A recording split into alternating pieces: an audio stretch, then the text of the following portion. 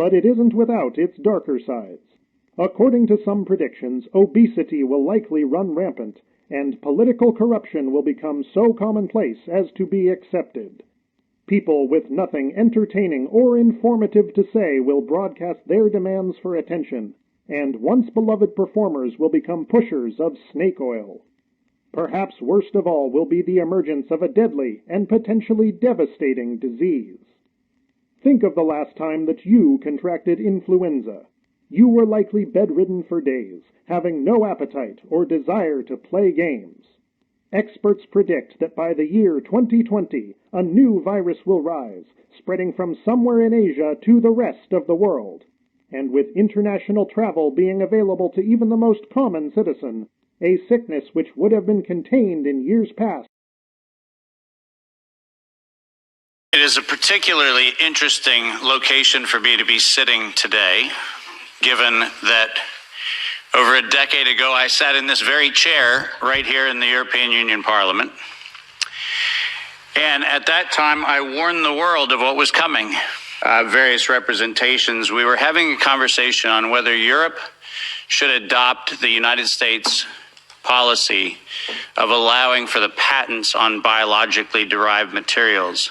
And I urged people around the world that the weaponization of nature against humanity had dire consequences. Tragically, I sit here today with that unfortunate line that I don't like to say, which I told you so. Once again, come to the face of the human condition and ask the question, who do we want to be?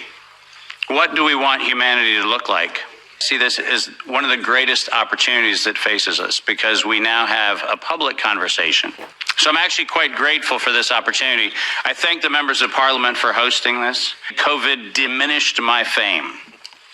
But I can also confidently say that I'd rather stand among the people with whom I'm standing today than any of the folks that were part of that previous world. So this is a much better place to be. The four people name anybody, everybody, somebody, and nobody. Well, here it goes. There was an important job to be done, and everybody was sure that somebody would do it. Anybody could have done it, but nobody did it. Somebody got angry about that because it was everybody's job. Everybody thought anybody could do it, but nobody realized that everybody wouldn't do it. It ended up that everybody blamed somebody when nobody did what anybody could have done. It's not my job. Future. And no decision, no possibility changed past a certain point.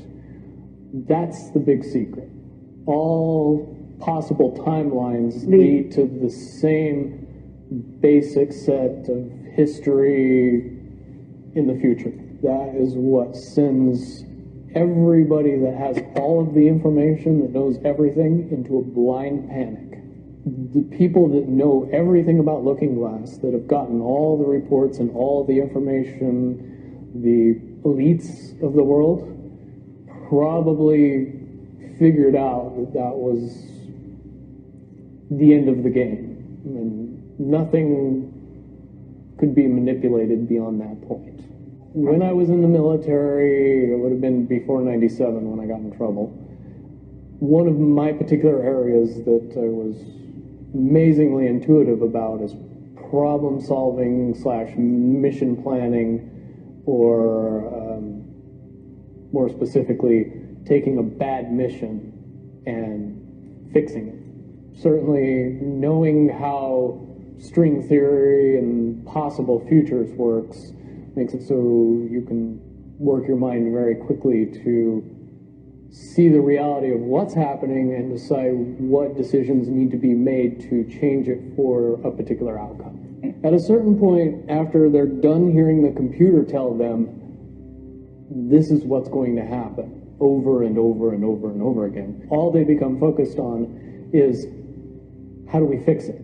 What I do know is that I was called in and asked to solve this problem, this timeline contraction problem. And I eventually did my due diligence and did all the investigating and basically only had one piece of information, and that was reinforcement. The computer's right. The timelines will contract down to some inevitable thing. There is an inevitable event. It's been forecast, it's been predicted, it's been fed to us in a slop trough of what they want us to believe will happen. They don't actually have control over what happens. They only have control over the reaction, and it seems that no matter what they try to do to cause their desired reaction, it's going to have an opposite effect. Much, much easier for me to explain today what that process is as opposed to back then. If I had to give it a name, I would say it's the awakening process. It's an evolution of consciousness that cannot, will not, and no matter what decisions or possibilities are injected into the equation, eventually it all resolves down to us all learning the truth and becoming aware of this massive dam of lies that has been built that keep us from knowing massive volume of information that we should otherwise possess. Essentially what happened with Looking Glass, not only did they not want people to use it anymore because they knew it was just going to burp out the same thing, but at the same time they didn't want anybody else to know what it was saying. I'm sure. Because that information was a monumental concern when I was in the military about how to prevent this inevitability. Now, at first I thought it was end of the world. Now I see end of the world as end of their world. The biggest cherry on top of all this conversation would be a synopsis to say that if I could convince everybody out there that for all intents and purposes, what we believe to be true eventually becomes true. If somebody convinces us that a major disaster is going to happen in the very near future, a major disaster happens in the very near future.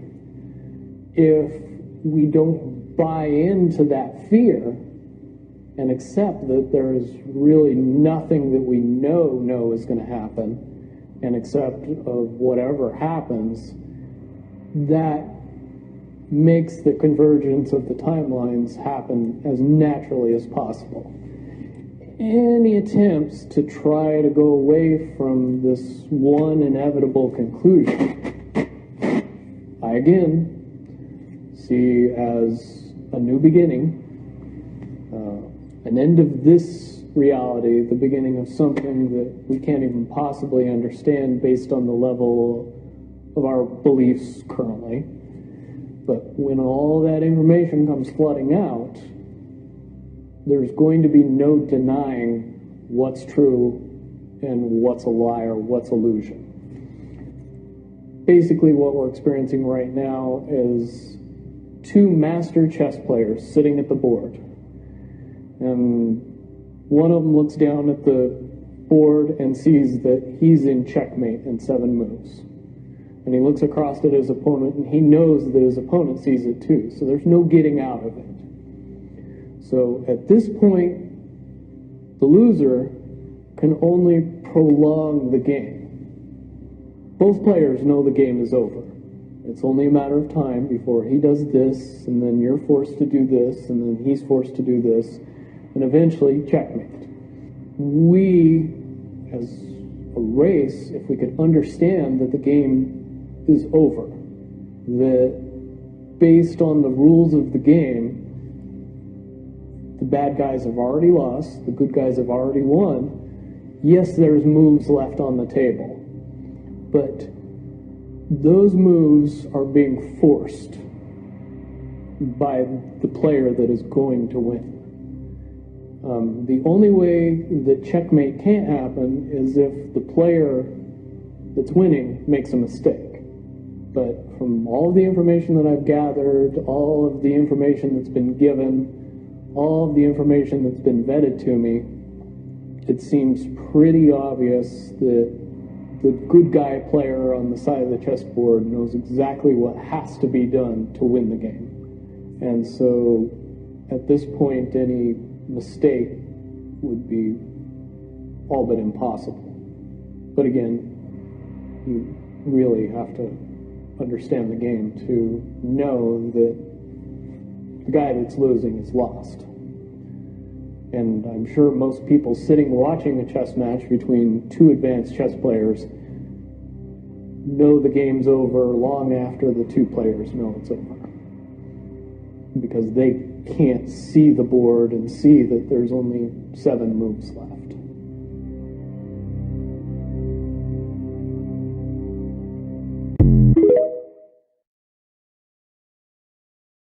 What happened was people, very smart people, began to figure out that something big was coming up.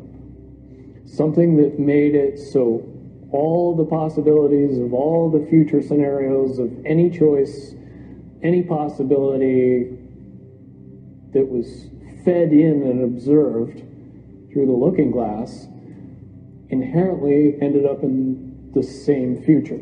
The 4 people named anybody, everybody, somebody, and nobody. Well, here it goes. There was an important job to be done, and everybody was sure that somebody would do it. Anybody could have done it, but nobody did it. Somebody got angry about that because it was everybody's job. Everybody thought anybody could do it, but nobody realized that everybody wouldn't do it. It ended up that everybody blamed somebody when nobody did what anybody could have done. It's not my job. I've been selling my soul, working all day, overtime hours for bullshit pay, so I can sit out here and waste my life away, drag back home and drown my troubles away. It's a damn shame what the world's gotten to for people like me, people like you. Wish I could just wake up and it not be true, but it is. Oh, it is living in the new world with an whole soul. These rich men north of Richmond, Lord knows they all just wanna have total control. Wanna know what you think, wanna know what you do, and they don't think you know, but I know that you do. 'Cause your dollar ain't shit, and it's taxed to no end.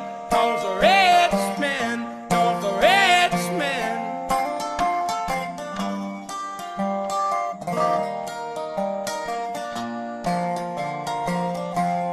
I wish politicians would look out for miners, and not just miners on an island somewhere.